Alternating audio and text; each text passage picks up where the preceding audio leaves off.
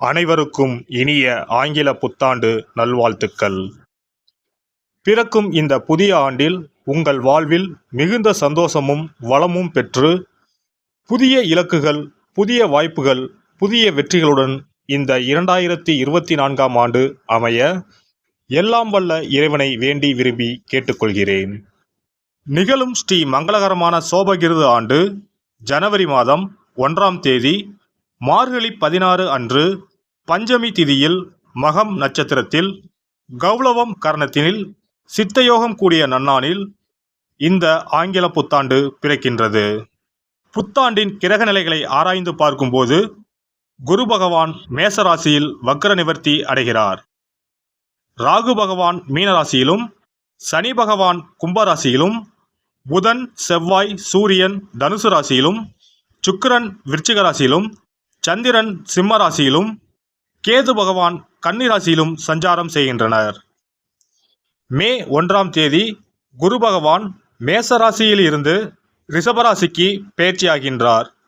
October 9, 2024இல் குரு பகவான் ரிஷபராசியில் வக்ரகதி அடைகின்றார். இதனால் அனைத்து ராசிக்காரர்களுக்கும் யோகம் அடைவார்கள். ஜூலை 29ஆம் தேதி முதல் நவம்பர் 15ஆம் தேதி வரை சனி பகவான் வக்ரகதி அடைந்து பின் நேர்கதி அடைகிறார். சுறுசுறுப்பாகவும் துடிப்புடனும் செயல்படும் விருச்சிக ராசி அன்பர்களே, உங்கள் கிரக நிலைகளின்படி ராசிஸ்தானத்தில் சுக்கிரன் புதனும், குடும்பஸ்தானத்தில் சூரியன் செவ்வாயும், சுகஸ்தானத்தில் சனியும், புத்திரஸ்தானத்தில் ராகுவும், சத்ருஸ்தானத்தில் குருவும், தொழில் ஸ்தானத்தில் சந்திரனும், லாபஸ்தானத்தில் கேதுவும் உள்ளனர். குரு பகவான் 5ஆம் பார்வையாக சிம்ம ராசியையும், 7ஆம் பார்வையாக துலாம் ராசியையும், 9ஆம் பார்வையாக தனுசு ராசியையும் பார்வையிடுகிறார். சனி பகவான் 3ஆம் பார்வையாக மேச ராசியையும், 7ஆம் பார்வையாக சிம்ம ராசியையும், 10ஆம் பார்வையாக விருச்சிக ராசியையும் பார்வையிடுகிறார். பிறக்கின்ற ஆங்கில வருட புத்தாண்டில் இருக்கக்கூடிய கிரக நிலைகளின் அமைப்புக்கு ஏற்ப வாழ்க்கையில் இனி வரப்போகின்ற நாட்களில் ஏற்படும் சுபம் மற்றும் அசுப பலன்கள் என்ன என்பதை நாம் அறிந்து கொள்வோம். மனதில் இருந்து வந்த குழப்பங்கள் குறையும். எதிலும் தன்னம்பிக்கையுடன் செயல்படுவீர்கள். இழுபறியான முயற்சிகள் கைகூடும். முயற்சிகளில் இருந்து வந்த தடைகள் களையும். அனுபவம் உள்ளவர்களின் ஆலோசனைகள் மாற்றத்தை ஏற்படுத்தும். சுபகாரியம் தொடர்பான எண்ணங்கள் ஈடேறும். எதிலும் பொறுமையுடன் செயல்படவும். பாக பிரிவினைகளில் எதிர்பார்ப்புகள் நிறைவேறும். குழந்தைகளின் விருப்பங்களை அறிந்து நிறைவேற்றுவீர்கள். பொழுதுபோக்கு செயல்களில் நெருக்கடியான சூழல் ஏற்படும். சூடு சார்ந்த பிரச்சனைகள் ஏற்பட்டு நீங்கும். தவறிய நீண்ட நாள் பிரார்த்தனைகளை நிறைவேற்றுவீர்கள். குணநலன்களில் மாற்றங்கள் ஏற்படும். ஏற்றுமதி இறக்குமதி சார்ந்த தொழிலில் முன்னேற்றம் உண்டாகும். வெளியூர் தொடர்பான பயணங்களை மேற்கொள்வீர்கள். கொழுப்பு சார்ந்த உணவுகளை தவிர்ப்பது நல்லது. விவசாய பணிகளில் ஆர்வம் உண்டாகும். கட்டிட வடிவமைப்பு சார்ந்த தொழிலில் அனுகூலம் ஏற்படும். ஊடகத் துறைகளில் திறமைகளை வெளிப்படுத்துவீர்கள். ஒருதலையான விஷயங்களில் மாற்றமான சூழல் அமையும். வித்தியாசமான செயல்களின் மீது ஆர்வம் உண்டாகும். குடும்பத்தில் கலகலப்பான சூழ்நிலைகள் ஏற்படும். உடல் ஆரோக்கியம். உடல் ஆரோக்கியத்தில் இருந்து வந்த மந்தத்தன்மைகள் குறையும். கடினமான பணிகளை சாதாரணமாக செய்து முடிப்பீர்கள். அடிவயிற்று பகுதியில் சிறு சிறு பிரச்சனைகள் தோன்றி மறையும். பல வகைகள் மற்றும் தோற்பு சுவை உணவில் சேர்த்துக்கொள்வது நல்லது. பெண்களுக்கு ஆடம்பரமான சிந்தனைகள் மற்றும் பொருட்கள் மீது ஆர்வம் உண்டாகும். புதிய நபர்களின் அறிமுகத்தால் சில மாற்றமான தருணங்கள் அமையும். கணவன் மனைவிக்கு இடையே ஒற்றுமை அதிகரிக்கும். தனம் சார்ந்த நெருக்கடிகள் குறையும். எதிர்பாராத சில உதவிகள் தேவைக்கேற்ப கிடைக்கும். குடும்ப விஷயங்களை பகிர்வதை தவிர்ப்பது நல்லது. காரசாரமான விவாதங்களை குறைத்து கொள்ளவும்.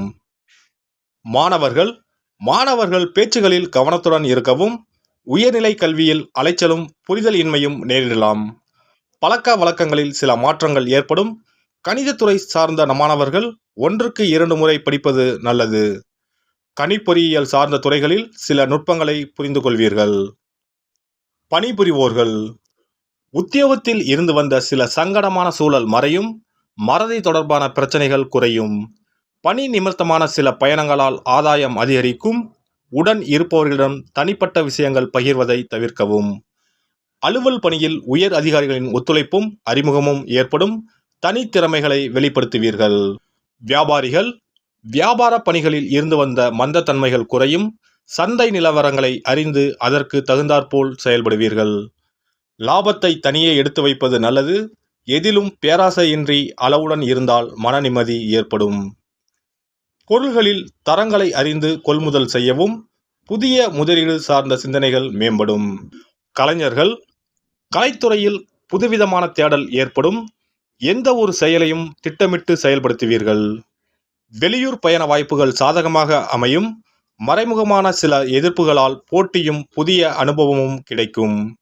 ஆடம்பரமான சிந்தனைகளை குறைத்துக் கொள்ளவும். உறவுகள் மூலம் புதிய கண்ணோட்டங்கள் ஏற்படும். அரசியல்வாதிகள்.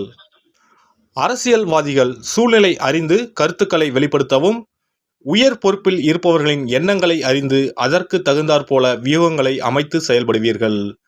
சிறு சிறு வதந்திகள் அவ்வப்போது தோன்றி மறையும்.